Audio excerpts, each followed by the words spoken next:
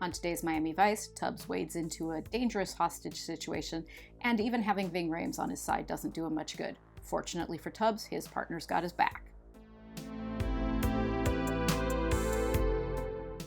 We're almost within sight of the end of Miami Vice's first season. The 17th episode, The Maze, was written by Michael Eric Stein and directed by Tim Zinnemann, who would go on to executive produce the 1994 trash classic Street Fighter, which is a film I have spent the past 25 years insisting is a hidden gem, and almost everyone else has spent the past 25 years telling me all the ways I'm wrong about this.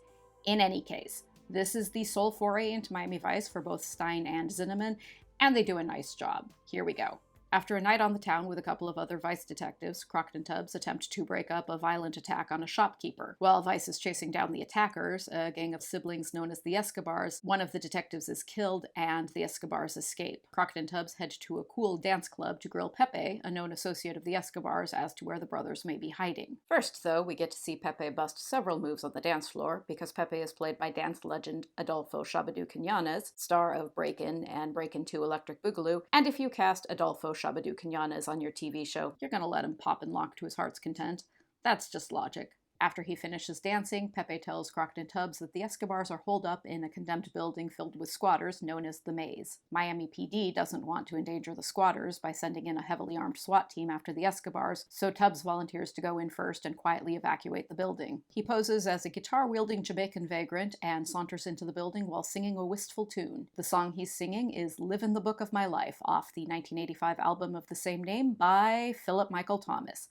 That's a pretty slick burst of self-promotion, and I can't possibly be mad at it. Before Tubbs can smuggle the squatters out of the building, the hot-headed partner of the slain detective, Duryea, bursts into the building, guns waving, and spooks the Escobars, who notice that the building is surrounded by cops. They retaliate by taking everyone in the building hostage, including a still undercover Tubbs. Duryea, who is a major jackass, is played by noted stage and screen actor J.O. Sanders, who, fun fact, is married to Marianne Plunkett, who had a meaty role on Miami Vice a few episodes back in The Little Prince. The SWAT team pulls out of the building to protect the hostages, who include Haitian siblings Gabriella and Georges, who are played by Garcelle Beauvais, fancy on the Jamie Foxx show, and by Ving Rhames, Marcellus Wallace in Pulp Fiction, and Luther in the Mission Impossible films. Here's another fun fact. Ving Rhames' middle name is Ramses, and while Ving Rhames is an excellent name on its own, Ving Ramses Rhames is the name of someone who could rule the world. There's a nice moment between Crockett and Castillo where Crockett is quietly going out of his head with worry over Tubbs,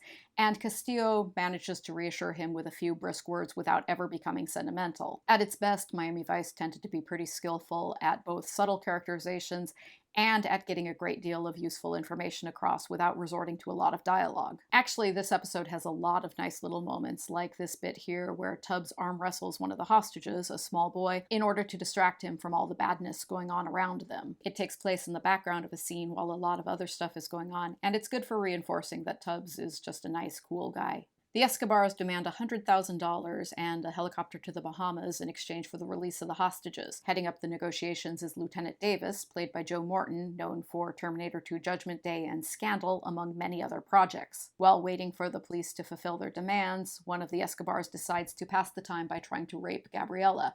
When Georges tries to come to the defense of his sister, he's shot and killed. The building is large and labyrinthine, so Crockett volunteers to sneak inside and secretly locate the Escobars and the hostages. Thanks to the combined effort of Crockett, Tubbs, and Lieutenant Davis's SWAT team, all of the Escobars are either shot or apprehended, and the hostages are released safely. It ends on another of those nice moments I mentioned earlier where information is conveyed without dialogue, in which a reunited Crockett and Tubbs wordlessly stare at each other. Miami Vice uses silence prudently and well. Crockett and Tubbs always exist on the same wavelength. They don't need to waste words telling each other things they already know. Music in this episode includes Renegades of Funk by Africa Bambaataa, which plays while Pepe dances up a storm in the club, and Gabriella dances to Tea in the Sahara by The Police, which plays on a boombox in the Maze. This is a pretty simple episode story-wise, but that story is well told. It shows a great deal of compassion towards the squatters living in the Maze, all of whom are depicted as realistic and interesting people.